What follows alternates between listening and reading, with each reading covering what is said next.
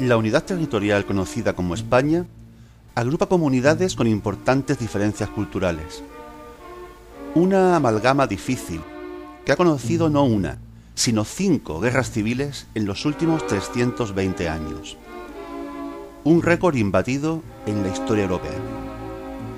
Veamos cuáles han sido las bases y las características de esta presunta unidad. Te doy la bienvenida al vertedero de Kratos.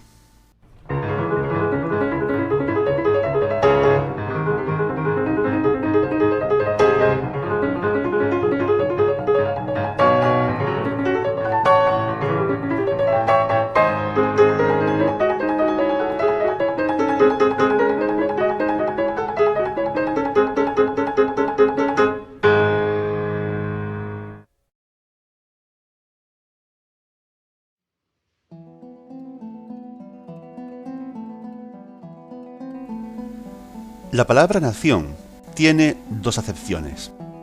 La primera se refiere al conjunto de habitantes de un cierto territorio regido por el mismo gobierno, y la segunda se refiere al conjunto de personas con una misma identidad cultural que generalmente hablan el mismo idioma y tienen una tradición común. Naturalmente, lo primero no asegura necesariamente lo segundo.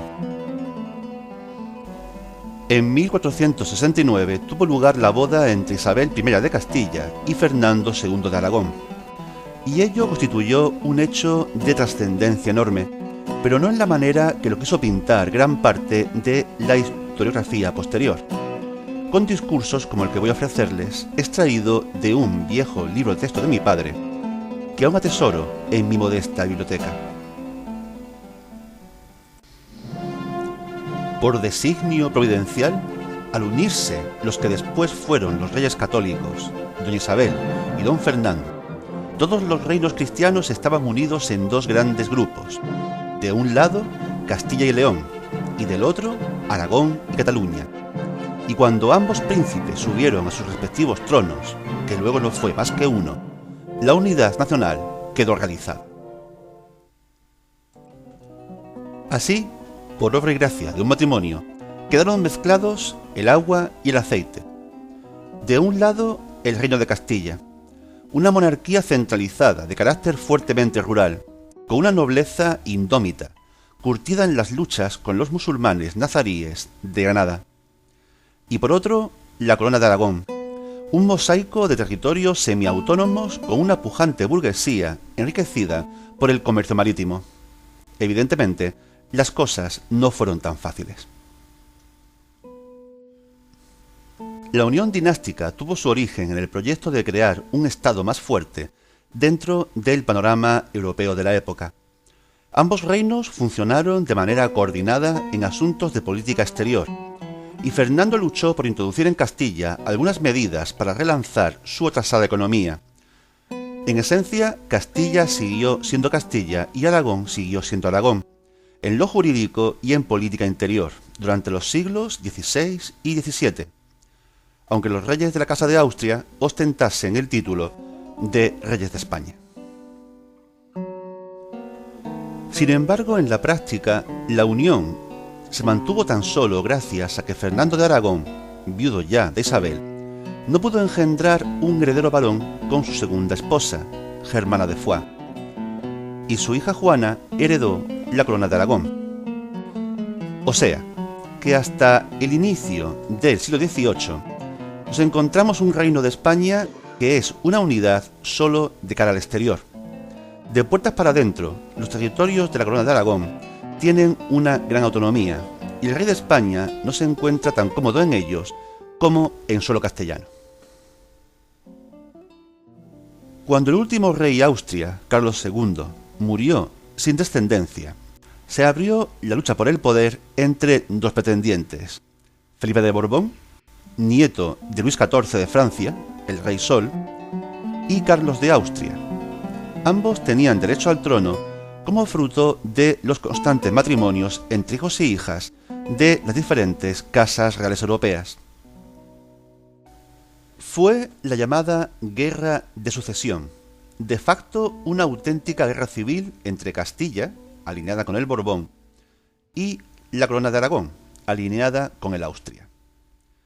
El Borbón se alzó con el triunfo y con los decretos de nueva planta barrió de un plumazo todo el orden jurídico y político de la Corona de Aragón. Dicho de otro modo, la independencia política y jurídica de territorios que históricamente eran naciones de pleno derecho y que durante 2 siglos convivieron dentro de una entidad supranacional llamada España, se suprimió a golpe de bayoneta borbónica, por más señas. Esa es la base histórica de la unidad de España. El caso de España no es único en Europa. Italia y Alemania no existieron como tales hasta la explosión de los nacionalismos en el siglo XIX, y Gran Bretaña es el Reino Unido, y hasta su bandera, la Union Jack, refleja la unión de reinos preexistentes. Esas uniones nunca han estado exentas de roces e incluso de guerras. ¿Por qué es importante hablar de esto? Porque la realidad ha de ser conocida y entendida, pero no deformada ni utilizada para servir a intereses partidistas. Los nacionalismos ya sirvan para aglutinar a pueblos distintos bajo una bandera única, despreciando diferentes realidades culturales, o ya sirvan para reivindicar la independencia de unos territorios respecto a otros, son movimientos trasnochados y arcaicos que sirven a intereses políticos de minorías privilegiadas.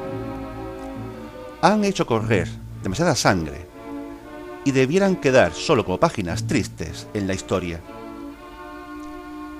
Los pueblos han de vivir cooperando entre ellos. La bandera bajo la cual se agrupen es lo de menos.